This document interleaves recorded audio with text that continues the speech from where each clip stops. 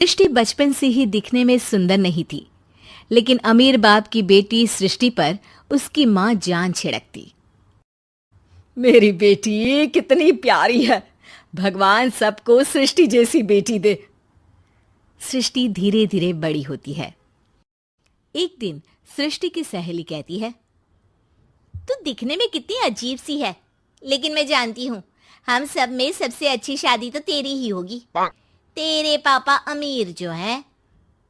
और बता नहीं सकते यार, दहेज तो हर कोई देता है, ये क्या ज्यादा ले जाएगी अपने पति के लिए? अरे बड़े शहर में कोठी है इसके पापा की।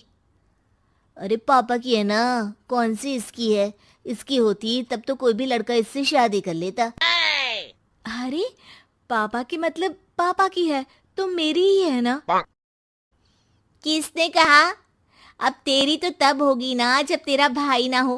वैसे भी शादी के बाद सारी प्रॉपर्टी भाई के नाम होती है।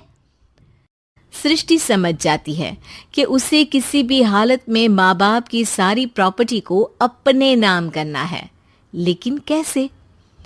एक दिन सृष्टि का भाई शीनू कहता है, बहन क्या कर रही है? तुझसे एक बात करनी है। अरे हाँ हाँ करना, मैं तो तेरी बहन हूँ। बहन मेरी लाइफ में ना एक लड़की है, बहुत अच्छी है। मैं सोच रहा हूँ माँ और पापा से बात करूँ शादी के लिए।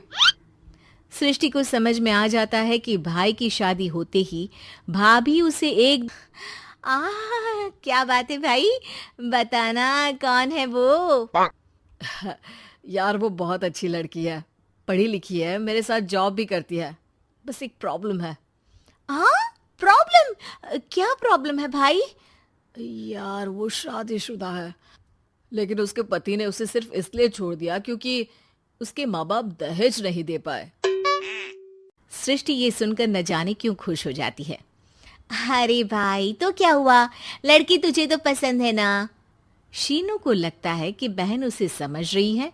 वो इस बात से अनजान होता है कि उसकी बहन की मंशा पूरा घर हड़पने की है। सृष्टि अपनी माँ से कहती है, मम्मी मुझे तो बहुत चिंता है। पता है शीनू क्या कर रहा है? अरे क्या कर रहा है? वो तो काम पर जाता है और वापस घर आता है। नहीं ना माँ, वो यही तो नहीं कर रहा, बाकी सब कर रहा है। आपको पता है उससे प्यार है, और वो भी एक शादीशुदा लड़की से। ये क्या हो गया? मैं सोसाइटी में क्या मुंह दिखाऊंगी? अरे तेरे पापा तो यही कहेंगे कि मैंने ही उसे बिगाड़ दिया है। माँ देखो, मेरी बात मानो, पापा पर भी विश्वास करने की जरूरत नहीं है। अब आप ही बताओ, पापा इतनी देर घर के बाहर रहते हैं क्यों? बोलो। अरे बेटा वो तो नौकरी करते हैं ना। तू बहुत भोली है माँ। पापा का ऑफिस तो 7 बजे खत्म हो जाता है, लेकिन देखो कितनी देर से आते हैं। कोई बात नहीं है। सृष्टि माँ को एक औरत से बात करते पिता की फोटो दिखाती है। देखो माँ कैसे हैं पापा। मैं ना कहती थी कि पापा सही नहीं है। मैं तेरे पापा से बात करूंगी, दे फोटो मुझे। ओ माँ, वो तो डिलीट हो गई। लेकिन चल, तूने तो देख लिया ना। पापा से बाद में बात कर लेना, और हाँ मेरा नाम बिल्कुल मत लेना। हाँ माँ। अब क्या था, सृष्टि के माँ और पिता के बीच झगड़ा होना शुरू हो जाता है। सृष्टि के मन में क्या चल रहा था कोई नहीं जानता था। एक दिन, माँ सृष्टि के लिए एक लड़का देखा है, वो लोग शाम को उसे देखने आने वाले हैं। और हाँ माँ, एक खुशखबरी, मैं और पापा मिलकर एक नया बिजनेस ट्राई कर रहे हैं। शाम को लड़का आता है, सांवले रंग का। सृष्टि को तो बिल्कुल भी पसंद नहीं आता। लड़की की माँ कहती है, लड़की का चेहरा तो कोई खास नहीं, लेकिन अगर मेरे बेटे को आप लोग सेटल कर दें तो मैं उसकी शादी आपकी बेटी से करवा दूं। सृष्टि को लड़का बिल्कुल पसंद नहीं था। उसे भाई पर गुस्सा आ जाता है।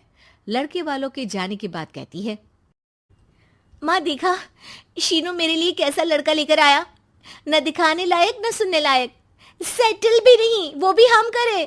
अरे माँ मैं जानती हूँ ये मेरी शादी किसी भी घर में क्यों करवाना चाहता है। अरे कैसी बात कर रही है बहन? तूने तो देखा ना, लड़के को मैंने ही मना कर दिया तुझसे शादी के लिए। जिसने लड़का बताया था उसने उसकी बहुत तारीफ की थी। बात आई गई हो जाती है, लेकिन सृष्टि का मन शांत नहीं होता। क्या करूं, कुछ समझ में नहीं आ रहा। मेरी शादी हो गई तो ये लोग पूरी प्रॉपर्टी शीनू के नाम कर देंगे, मेरे हाथ तो कुछ लगेगा ही नहीं। तभी सृष्टि को आइडिया आता है। वो किसी वकील को फोन करती है। तलाक हो जाता है तो आपके पिता की आधी प्रॉपर्टी आपकी माँ के नाम हो जाएगी, फिर उसे वो किसी को भी दे सकती है। सृष्टि अब माँ को बेटे के खिलाफ भरती है। माँ, शीनू पर नजर रखा करो, वो जिस लड़की के प्यार में है ना वो शादीशुदा है। यहाँ आएगी, सारा पैसा, रुपया, जमीन, जायदाद सब हड़प लेगी। पापा का भी हाल तुमसे छुपा नहीं है। ऐसा ना हो कि मैं और आप एक दिन सड़क पर भीख मांगे। हे भगवान, मैं तो जीते जी मर जाऊंगी अगर ऐसा हो गया तो। ऐसा हो गया नहीं माँ, ऐसा ही होगा। अभी समय है, आगे का सोच लो। मैं तो कहती हूँ पापा से आधी प्रॉपर्टी लेकर अलग हो जाओ। पापा की आधी प्रॉपर्टी भी हम लोगों को अगर मिल जाती है ना तो अगले 7 जन्म सफल समझो। बेचारी माँ बेटी के कहने पर पति से तलाक लेकर अलग हो जाती है। सृष्टि अब पैसों से गाड़ी और अपने दूसरे महंगे शौक पूरे करने लगी। उसके दोस्त भी उसके पैसे इस्तेमाल करते। सृष्टि, कल तुम कहाँ थी? मैं सारा दिन घर पर अकेली थी। तो मैं क्या करूं? मैंने ठेका तो नहीं लिया है ना तुम्हें संभालने का। माँ को सृष्टि से ये उम्मीद नहीं थी। वो बैठकर रोने लगती है। वहीं उसका पति यानी कि सृष्टि के पिता आ जाते हैं। मैं जानता था कि तुम्हारा यही हाल होगा, तो आपने मुझे रोका क्यों नहीं? मैं रोकता तो तुम रुकती क्या? सृष्टि के कहने पर तुमने मुझ पर अपने बेटे पर शक किया, लेकिन तुम ये इतना सब खड़ा किया। माँ पति के गले लग जाती है। मुझे माफ कर दीजिए, मैंने आपकी कमाई का एक बड़ा हिस्सा गवा दिया। कोई बात नहीं, तुम साथ हो तो मैं ऐसी 7 प्रॉपर्टी खड़ी कर दूंगा। तभी वहां सृष्टि आ जाती है रोते हुए। माँ, मयंक ने मुझे छोड़ दिया।